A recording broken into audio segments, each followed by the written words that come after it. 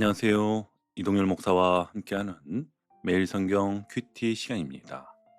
오늘 우리가 함께 나눌 본문은 요한복음 1장 35절에서부터 51절 말씀입니다. 오늘 본문은요, 단순히 예수님의 첫 제자들이 생겼다는 이야기로 읽기에는 너무 아까운 장면입니다. 왜냐하면 이 장면은요, 사람의 중심이 바뀌는 순간을 보여주고요. 시선이 이동하는 결정적인 전환점을 담고 있으며, 그리고 무엇보다 주인공 자리에서 내려오는 한 사람의 선택을 보여주기 때문입니다. 요한복음 1장은 구조가 아주 분명합니다. 1절부터 18절까지는 말씀에 대한 선언이고, 19절부터는 그 말씀이 이제 실제 역사 속으로 들어오는 장면이었지요. 그런데 계속해서 놀랍게도 요한복음이 본격적으로 시작이 될 때 가장 먼저 무대 중앙에 서 있는 사람은 예수님이 아니라는 점입니다.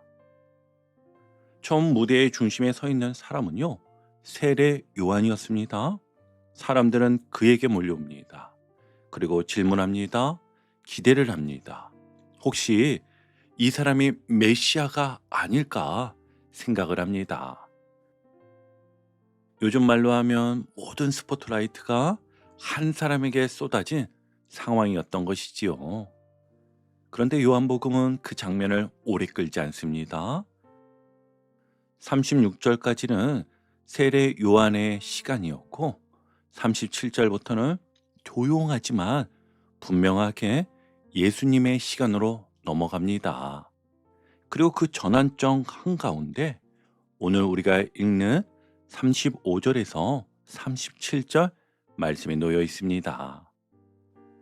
자, 그럼 이제 본문으로 들어가 자세히 이를 보겠습니다. 먼저 35절을 다시 천천히 함께 읽어볼게요. 또 이튿날 요한이 자기 제자 두 사람과 함께 섰다가 예수께서 거니심을 보고 말하되 보라 하나님의 어린 양 이로다. 아멘.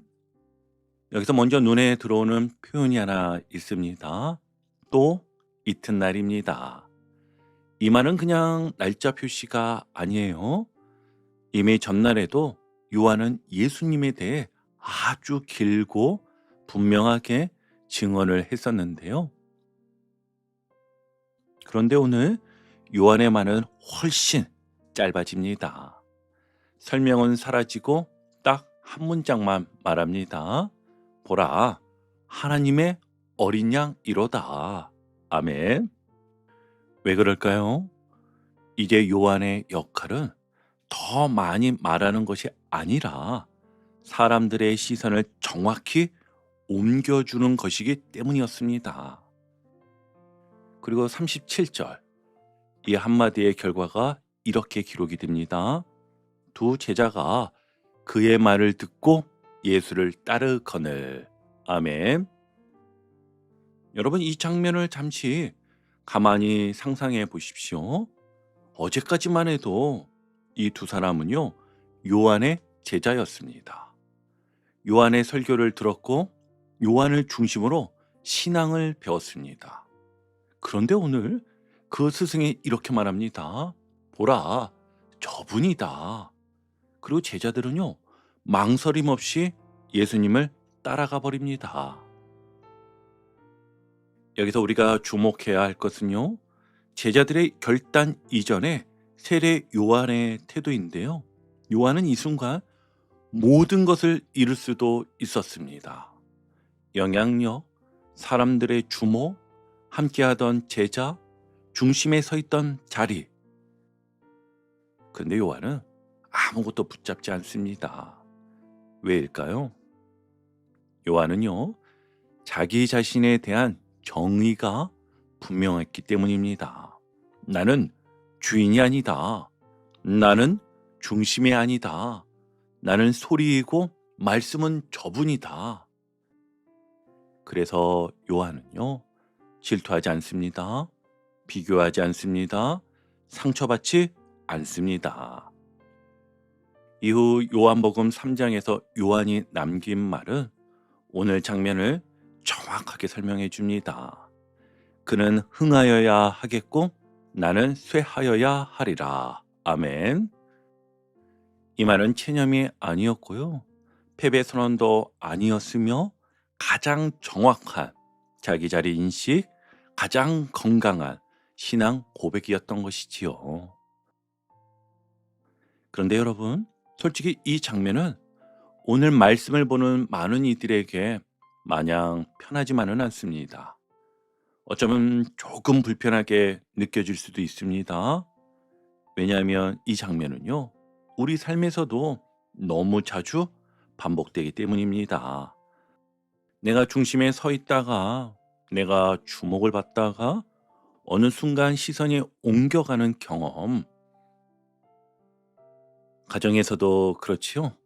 자녀가 더 이상 내 말을 기준으로 삼지 않을 때, 교회에서도 마찬가지이죠. 내 경험보다 말씀이 앞에 설 때, 직장에서도 그렇습니다. 내가 없어도 일이 돌아갈 때, 그 순간 우리는 흔들립니다. 왜 나를 보지 않지? 왜 내가 아닌가? 이제 나는 필요 없는 건가? 하지만 세례 요한은 달랐습니다. 그는 이렇게 말할 수 있었던 사람입니다. 이제 제대로 된 방향이 잡혔다. 이제 사람들이 주인을 만났다. 자, 이제 두 번째 단락으로 넘어가 보겠습니다. 장면이 바뀌는데요. 37절에서 두 제자가 예수님을 따르기 시작합니다. 아직 말을 걸지는 않았습니다. 그저 조용히 뒤를 따라갑니다. 그런데 38절을 보세요. 예수께서 뒤를 돌아 그들이 따라오는 것을 보시고 이르시되 무엇을 구하느냐. 아멘. 여러분, 이 질문은 굉장히 중요합니다. 왜냐하면 예수님은 그들이 왜 따라오는지 이미 알고 계시기 때문이에요. 그런데도 예수님은 물으셨습니다. 무엇을 구하느냐? 이 질문은 정보를 얻기 위한 질문이 아니었지요. 그들의 마음을 드러내게 하는 질문이었던 겁니다. 다시 말해 이런 질문이죠. 너희는 지금 무엇을 기대하고 나를 따라오고 있느냐? 너희 안에 갈망은 무엇이냐? 그런데 제자들의 대답이 참 독특합니다. 라비어, 어디에 머물고 계십니까? 이 질문은 문자 그대로 읽으면요, 마치 주소를 묻는 것처럼 보이지요? 하지만 당시 유대 문화에서 이 질문은 이런 뜻을 담고 있습니다. 당신과 함께 있고 싶습니다. 당신의 삶 안으로 들어가고 싶습니다. 당신의 제자가 되고 싶습니다. 즉 제자들은 이렇게 대답한 거예요. 우리는 무엇을 얻으러 온 것이 아니라 당신을 얻으러 왔습니다. 여러분, 이 부분이 참 중요합니다. 예수님은 무엇을 구하느냐고 물으셨는데 제자들은 당신을 원합니다라고 대답한 것입니다. 그러자 예수님은 설명하지 않으십니다. 정의하지도 않으십니다. 자기 소개도 하지 않으십니다. 딱 한마디만 하십니다. 와서 보라. 이 말은요, 굉장히 신학적인 표현이죠. 예수님은 나를 설명해 줄게라고 하지 않으시고 나를 증명해 줄게라고도 하지 않으십니다. 대신 이렇게 말씀하십니다. 함께 있어 보아라. 머물러 보아라. 그러면 알게 될 것이다. 여러분, 바로 이것이 요한복음 전체가 말하는 신앙의 구조입니다. 예수님은 멀리서 이해되는 분이 아니라 함께 머물 때 드러나는 분이라는 것입니다. 다시 한번요. 예수님은 멀리서 이해되는 분이 아니라 함께 머물 때 드러나는 분이다라고 지금 말씀이 주어지는 겁니다. 자, 이제 이 질문을 우리 삶으로 가져와 볼게요. 여러분, 솔직히 말하면 우리는 예수님께 이렇게 묻는데 익숙합니다. 이 문제 어떻게 해결하실 겁니까? 언제 응답 주실 건가요? 이 상황은 언제 끝납니까? 그런데 오늘 예수님은 우리에게 거꾸로 묻고 계십니다. 너는 나에게서 무엇을 구하느냐? 혹시 나는 예수님을 문제 해결의 수단으로만 찾고 있지는 않습니까? 예수님이 아니라 예수님이 주실 무언가만을 기다리고 있지는 않습니까? 오늘 이 말씀 앞에서 이렇게 한번 고백해 보시면 좋겠습니다. 주님, 사실 저는 결과를 더 원했습니다. 상황이 바뀌기를 더 원했습니다. 그런데 오늘은 주님과 함께 머무는 하루를 살고 싶습니다. 여러분, 신앙이 깊어진다는 것은요, 문제가 사라지는 것이 아니라 그 문제 안에서 주님과 함께 머물 수 있게 되는 것입니다.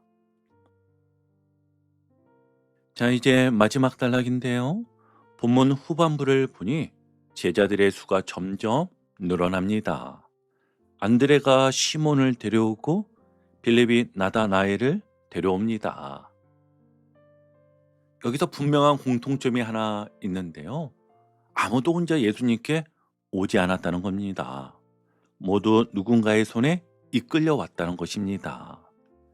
그리고 예수님은 그들을 그냥 맞아주시지 않습니다. 시몬에게는 새 이름을 주시고 나다나엘에게는 그의 마음과 정체성을 정확히 꿰뚫어 보십니다. 그리고 마침내 51절에서 오늘 본문의 절정에 해당하는 말씀을 하십니다. 같이 한번 볼게요. 또 이르시되 진실로 진실로 너에게 이르노니 하늘이 열리고 하나님의 사자들이 인자 위에 오르락 내리락 하는 것을 보리라. 아멘. 이 말씀은요, 구약의 한 장면을 정확히 떠올리게 하지요. 창세기 28장에서 야곱이 광야에서 잠들었을 때 본 환상, 사닥다리 환상 말입니다. 그 사닥다리는요, 하늘과 땅을 연결하고 하나님과 야곱을 연결하는 통로였습니다.